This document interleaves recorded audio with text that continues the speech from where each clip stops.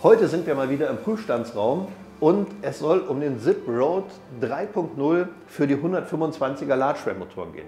Das ist zwar nicht ganz neu, aber ich möchte euch ein bisschen die Produktpalette vorstellen und dann möchte ich auch testen, was dieser Auspuff kann auf dem, wie soll ich sagen, vielleicht am weitesten verbreiteten und simpelsten Tuning-Setup, was mir so eingefallen ist.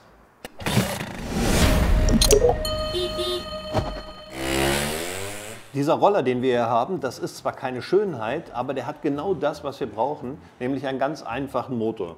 Und zwar ist der Motor eigentlich total original. Es wurde nur ein 177er Polini aufgesteckt. Also einfach nur Originalzylinder abgezogen, 177er Polini, ich glaube auch schon mindestens 15 Jahre alt, auf den Motor wieder draufgesteckt und noch kein ZipRoad 3.0, sondern aktuell ist noch ein ZipRoad 2.0 verbaut.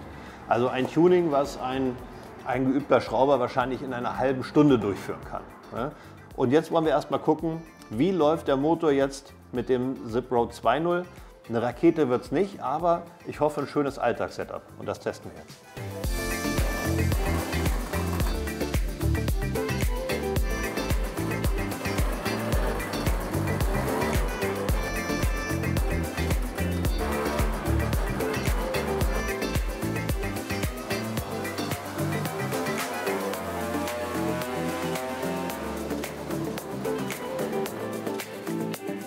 So, was haben wir jetzt hier gesehen?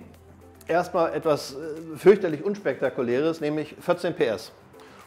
Bei 6100 Umdrehungen.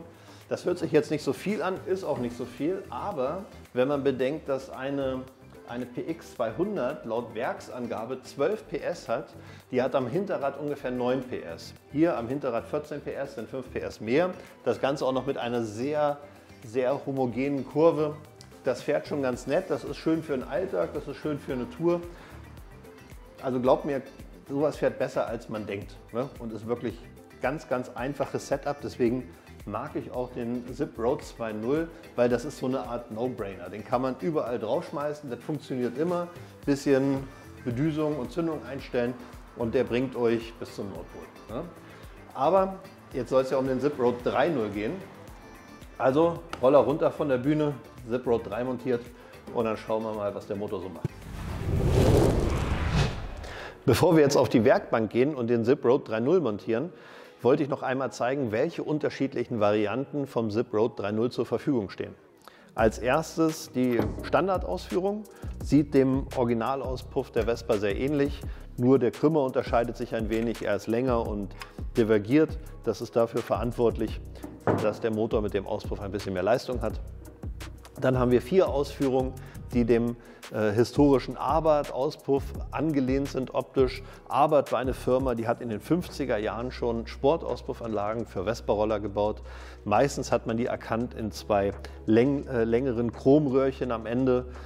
Das hat allerdings, glaube ich, der Optik vor allem genutzt. Warum haben wir 4 Ausführungen davon? Wir haben die zweimal in Rot, zweimal in Schwarz. Und zwar haben wir jeweils eine Ausführung mit einer einfachen Lasche. Das ist für die Montage an Oldies, also Sprint, alt und älter. Da wird nur eine einzelne Schraube in die Traverse geschraubt. Und dann haben wir natürlich Schwarz und Rot auch mit der Klammer für PX-Motoren, wie man es kennt. Als letztes ist hier die Chromausführung. Achtung, der Chrom macht den Auspuff nicht nur optisch auffälliger, sondern auch akustisch. Gut, genug geredet, jetzt geht's auf die Hebebühne. Gut, dann wird als erstes mal der alte Auspuff abgebaut und dann probieren wir den neuen aus.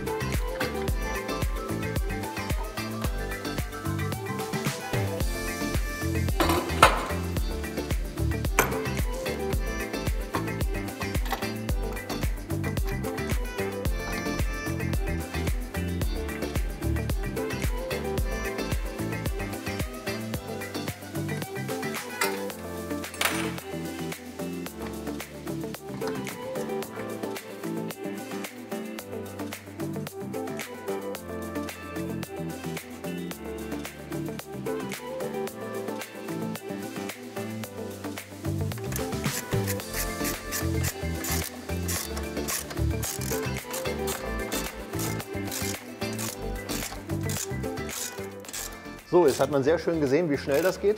Neuer Auspuff ist drauf. Luft habe ich abgelassen, um die Traversenschraube montieren zu können. Jetzt wieder Luft auffüllen und dann geht es wieder rüber auf den Prüfstand. Ich habe mir natürlich gemerkt vorhin, wie viel ich beim ersten Lauf drin hatte. Das waren 2 Bar.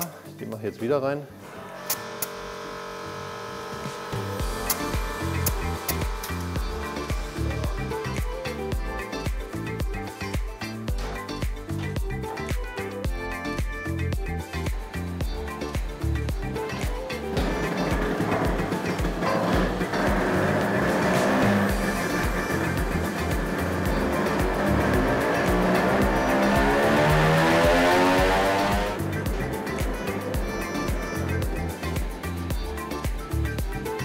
So, der Hund hat sich auch beruhigt.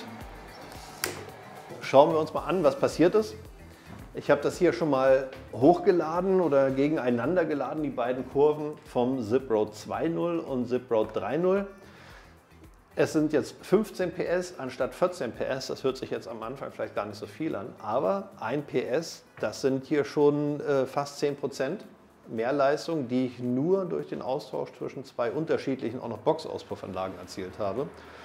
Und wie gesagt, dieses Setup ist wirklich sehr, sehr einfach. Das heißt, da kann auch nicht allzu viel Leistung rauskommen. Aber was dabei rausgekommen ist, finde ich ziemlich gut, denn ich habe 1 Newtonmeter mehr. Ich habe jetzt 19,2 Newtonmeter und 15 PS und man sieht, dass ab 4800 Umdrehungen der 3.0er im Prinzip komplett über der Leistung des 2.0ers liegt und vor allem, dass auch das Drehmoment weiter hinten erst abfällt. Das ist beim Fahren relativ angenehm. Hier beim 2.0er fällt das Drehmoment ungefähr ab 4700, 4800. Ist nicht so schlimm, weil die Leistung ja stehen bleibt, aber ein bisschen stärker beim Fahren fühlt es sich an, wenn das Drehmoment gleichmäßiger ist und das fällt beim 3.0er erst ab ungefähr 5400 ab. Also eine einfache Änderung an einem einfachen Setup und schon merkt man doch eindeutig was. Und es ist auch ein sehr günstiges Setup, was jeder sehr schnell montieren kann. In unserem Fall habe ich jetzt noch nicht einmal Vergaser und Zündung angepasst.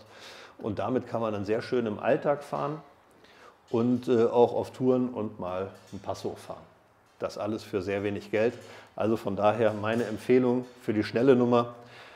Wenn es euch gefallen hat, bitte die Bimmel drücken und wenn ihr es wiedersehen wollt, dann das Herz drücken oder umgekehrt.